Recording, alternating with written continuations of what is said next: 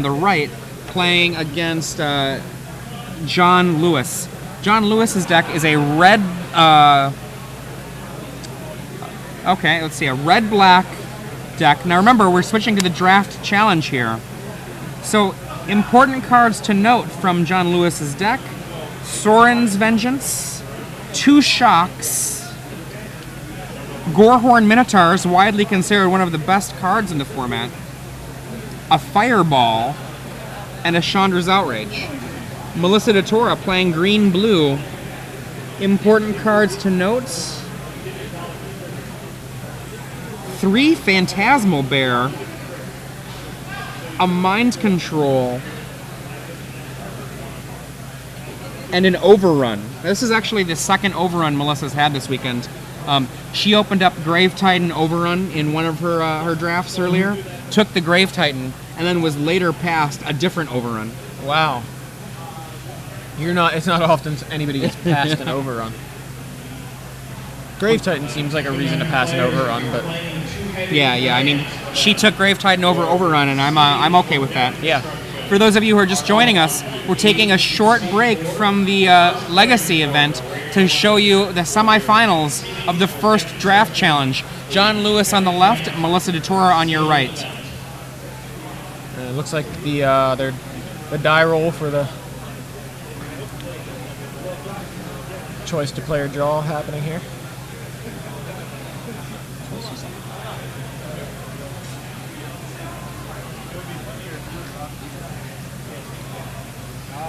Only if they had a significant chance. No, I think that would be One of the things that it looks like Melissa has as perhaps a weakness of this deck, she has the Overrun, but there are a lot of spells in the deck and not as many creatures. Can you remind me, the Crown of Empires, is that the one that steals a creature? I believe so. I'm going to double check. Yeah, she has Crown of Empires as another bomb then. Yeah, it's tap target creature or gain control of it if you control all 3. Even if it's just the tap part, she doesn't have all 3. The tap part is just fine. Very good, yeah. I think a lot of players see the second part and go, no chance I'm getting that. This must be bad otherwise. Being able to tap something. We got a mulligan from Melissa here. Just about a little over 10 minutes left in the Legacy round. So, not sure how long we'll feature this before getting to a Legacy match. I guess we'll see what happens. I think the first Magic tournament that I saw Melissa at was U.S. Nationals in 2000. Wow. That was my first time seeing her at an event. She was playing at her first U.S. Nationals. She had crushed at the regionals, and I think she did okay at Nationals, but since then, she's had several money finishes at the Pro Tour. I should say 1 or 2 money finishes at the Pro Tour, to be more accurate. That's a half a handful almost. Yeah. A couple. There we go. A couple. Couple. It's a couple.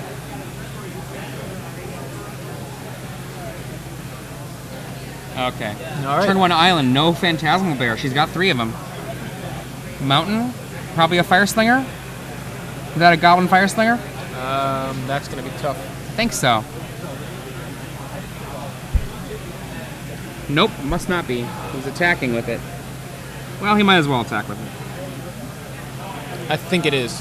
Well, it is. Is it? It could be an Arsonist. No, I'm pretty sure it's a Fire Slinger. Okay. And then a Stormblood Berserker.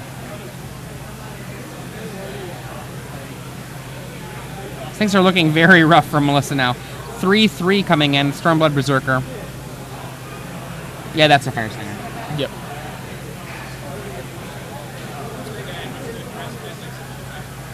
Is that not a Blood Rage Vampire?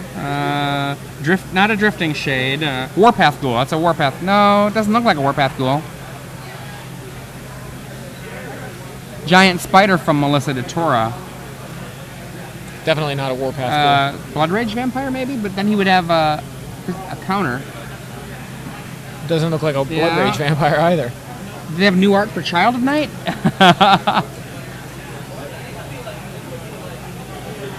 Nope. He has added a Devouring Swarm to the board over there. Sorry, is that a Drifting Shade? Yeah, he added a Drifting Shade to the board. Melissa lays the 5th land here. She has Mind Control in her deck. Gin of Wishes is pretty okay.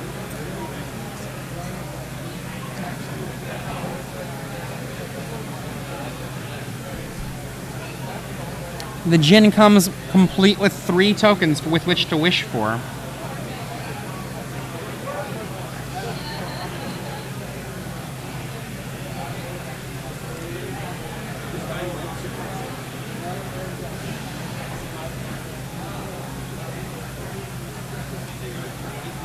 That's it. It's devouring. Yeah, it's a devouring swarm.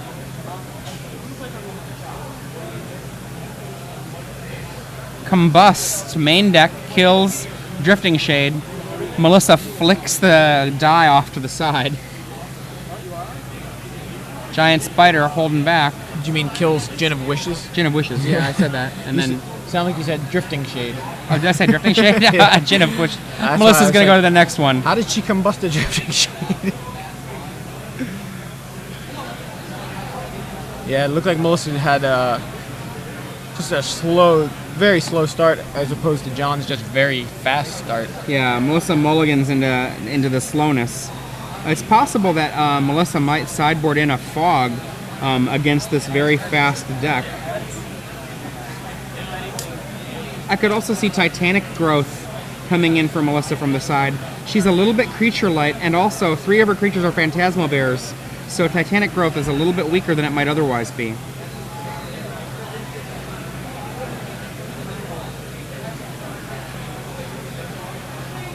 Also, I kind of wonder, even though Crown of Empires has a powerful purpose, if John's deck is too fast for it.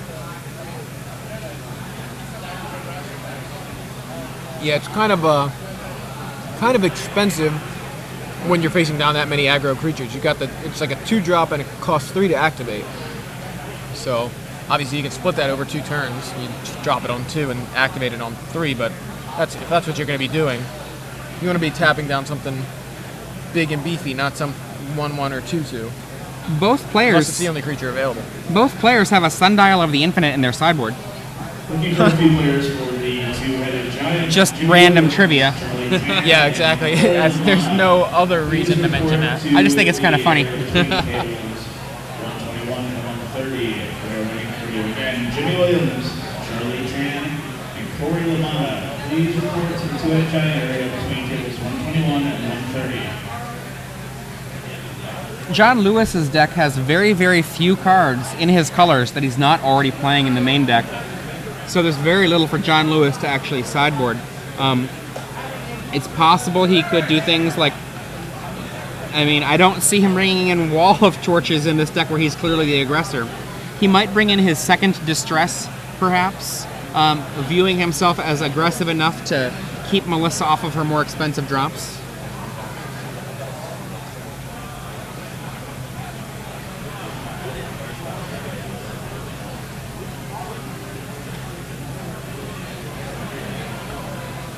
Melissa looking to make a little bit of a change from that first game, mulliganing into a slow and disappointing game there.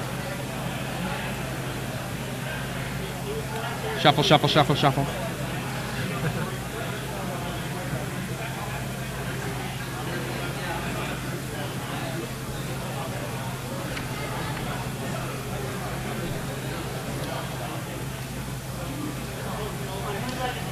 All right, looks like John's ready.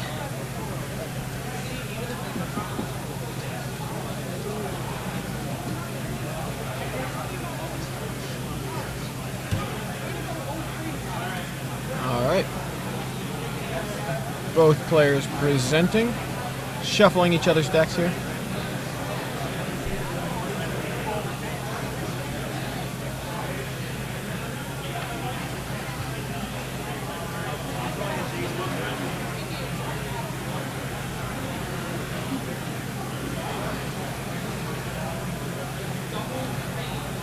It's very cool. Like if you don't have a Legacy deck, or just don't want to play in Legacy, like Shaheen Sarani was talking to me earlier. He said, he likes Legacy. He thinks it's an awesome format, but he feels like the decks that he wants to play aren't playable in Legacy. Like the cards that he wants to play, he mentioned Exalted Angel actually is one of them, not playable in Legacy. So he comes Sundays and drafts.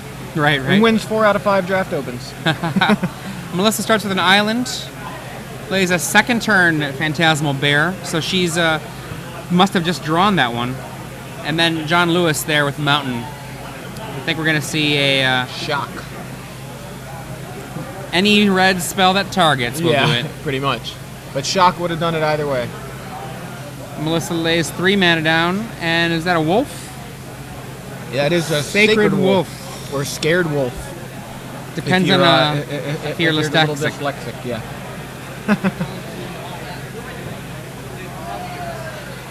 It's Back. yeah. Blood Rage Vampire? Yeah. Yeah, Blood Rage Vampire. Sacred Wolf comes in, trades with the Blood Rage Vampire. And a Giant Spider comes down. Only Giant surviving, Spider, a Legacy staple. Did you say a Legacy staple? It's true. It's the only surviving alpha card. It's the only card that has seen print in every basic set. Or core set, if you prefer that term.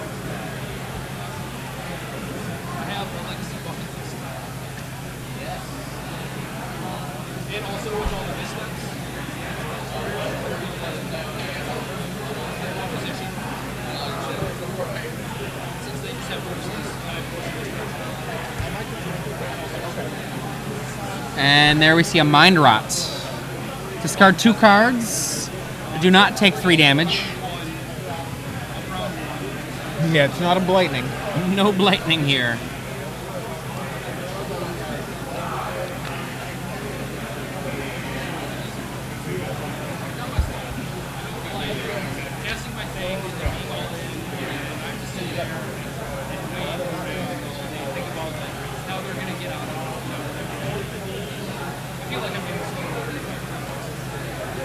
We're eavesdropping on Glenn's interview with Jerry Thompson. Jerry Thompson is being interviewed by Glenn Jones a few feet away from us, so you'll be reading about that in our live coverage a little bit later on the print side. There's Be sure to check out Gin of Glenn Wishes Jones' for work. Melissa. This looks like a repeat of the last game from Melissa, except for there's no creature control or creature on the other side. Fireball getting rid of the Gin of Wishes this time. Giant Spider doing some work here. Giant Spider coming in again, making John Becker proud at home. And that looks like that is the Crown of Empires. It is. With 3 mana available. And once again, we see the return of the Devouring Swarm, tapped by Crown of Empires. Getting tapped, and she's just gonna keep getting in there with the Spider. Tap for 2. Until he can get a second creature on the board. Spider is our hero. Yeah, Spider's doing all the work. Spider with the crown. I promise not to kill you. Tap it, attack. Taps the Devouring Swarm. No attack for the Devouring Swarm.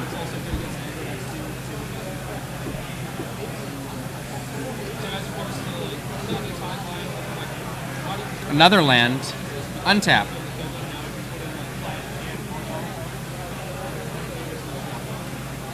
Spider. That Spider is really, I'd say it's pecking away at John's life total, but it doesn't have a beak. We got a little bear over there of the Phantasmal variety. That's gonna double clock.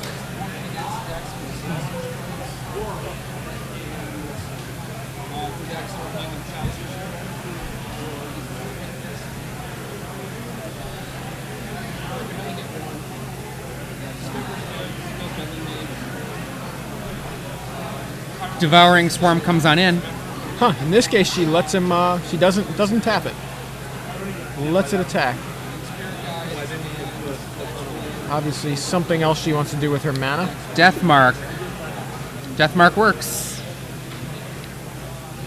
Something we learned this morning. That is time. That is time in the round. Something we learned this morning. If you've got 2 Deathmarks and you put them over your eyes, I think that was actually last night. 2 creepy eyes looking at you. Phantasmal Bear coming on in.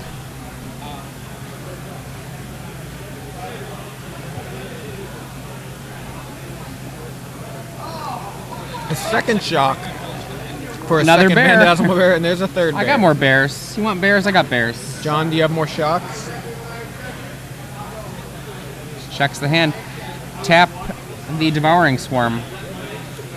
Go. Lots of land over there for John. He's pretty flooded right now. Yeah, especially considering the last game. John runs 18 land in his deck. Bears in again. Well, actually, I think that's the first time that Bears got in. Devouring Swarm is Tap the tapped. Swarm. And we got a Goblin Fireslinger.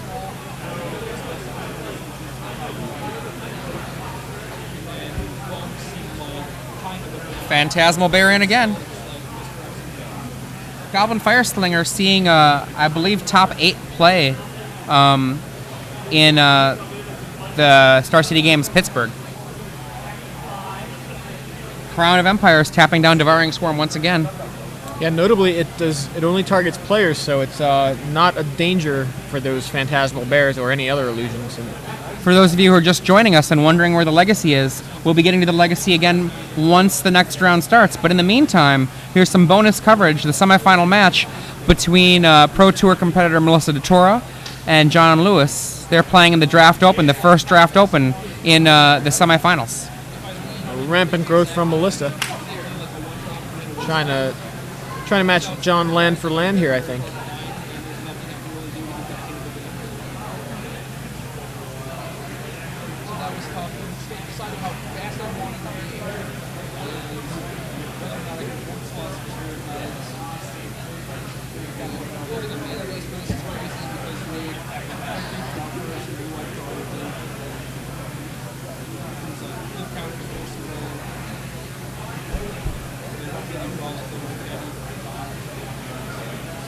Melissa tapping down again, Devouring Swarm. Happy to take a damage from the Fireslinger. Goblin. Did he attack or did he poke? I don't know. Could be either. Either way, I think he did a damage. And is that the that is the Berserker? Yeah, the Stormblood Berserker. Now, I believe that Berserker. Yeah. I wasn't even supposed to be here today. Oh yeah, it was. So that Berserker, I think, is going to be the new recipient of the Crown of Empires ability. I believe that's a Jade Mage, which is going to be able to create a lot of 1/1s. It indeed is a Jade Mage. Jade Mage, one of my favorite cards from the set for draft. Actually, to be fair, Goblin Fireslinger and the Stormblood Berserker, I love red in M12 draft. Yeah. Well, that's a nice combo right there. Big fan of Jade Mage's artwork, personally. Nice, easy artwork, but very cool looking. A lot of thinking going on here. Attention Magic players, Alan Latino, please report to the judges station. Alan Latino to the judges station.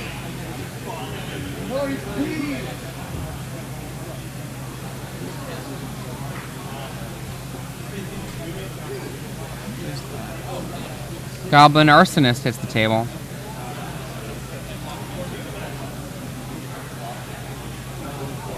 At the end of the turn, Crown of Empires taps, or maybe before combat, taps the Stormblood Berserker.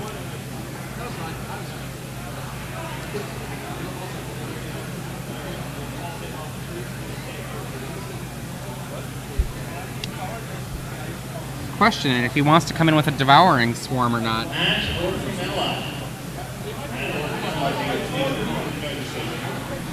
I mean, getting rid of the Arsonist is a real way that he could come in with that Swarm. If the bear blocks, then he can sacrifice, let's say, the Arsonist. Blink. Kill the Jade the Jade Mage.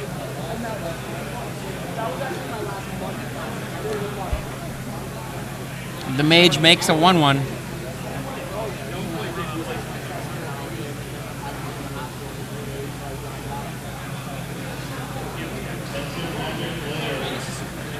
It's a 1/1 token in play now.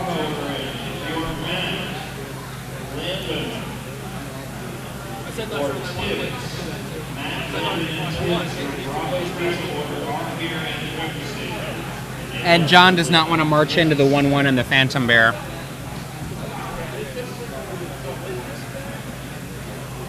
If Melissa has overrun, she would be in pretty okay shape right now. Fantastic shape right now. Here they come. A 2/2 and a 1/1. Any blocks?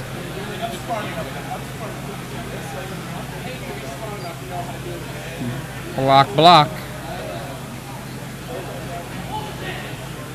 Titanic growth, perhaps?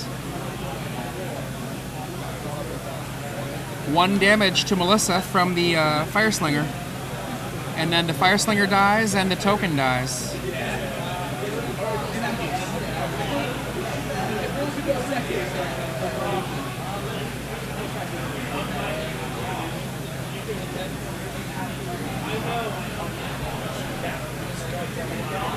Is that Lurking Crocodile? Is that... Lurking Crocodile.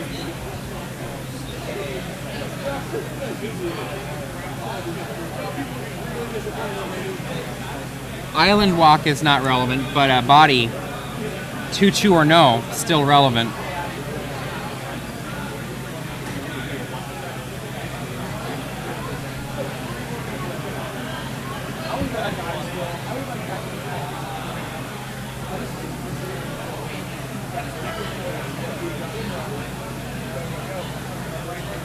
Here they come, 2/2 and a 2/2. Devouring Swarm. Blocks Devours 1, the crocodile. trades. Take 2. John Lewis drops to 4 life. Melissa says go. All of those lands for John Lewis. It's like almost everyone in his deck. See how really good that Jade, that Crown of Empires has been. Yeah, Crown of Empires has been fabulous. It's going to be the Minotaur. I believe that is Drifting Shade.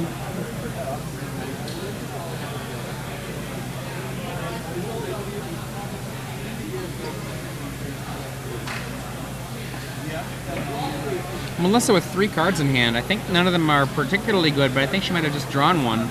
I think there might be 2 lands and then the new spell that was drawn. I'm not certain of that, though. She's got a lot of mana. I mean, he's got a lot of mana, but she's got quite a bit herself. The most threatening thing about him having a lot of mana, Fireball, is gone. He's already used it. It's in his graveyard. However, he does have a Sorin's Vengeance. That's pretty threatening.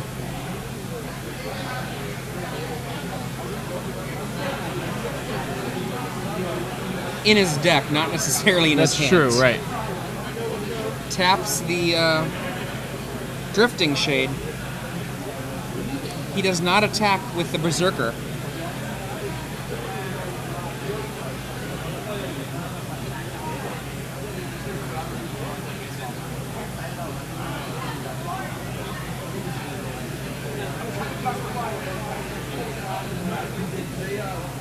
Huh. Not exactly sure what happened there. Oh, okay, never mind. She tapped it at the end of turn or before combat. He doesn't attack, and now she's drawn her card. There's another giant spider.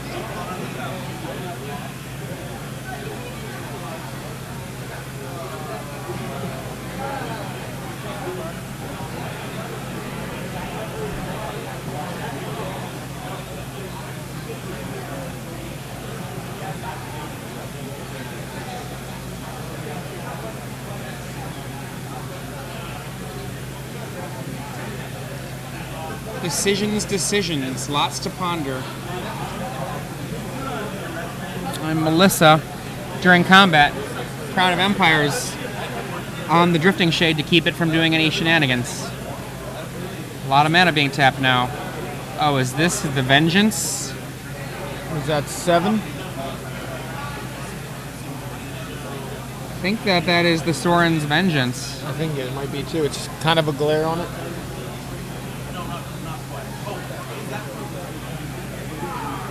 Almost positive it was. Sorin's Vengeance.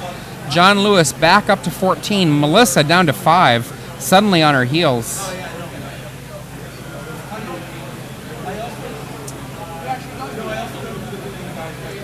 Yeah, I mean, he's given her so much time, but she hasn't been able to capitalize on it. She says go.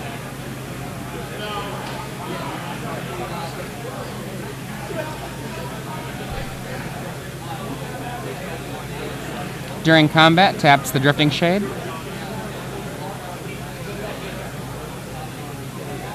Chandra.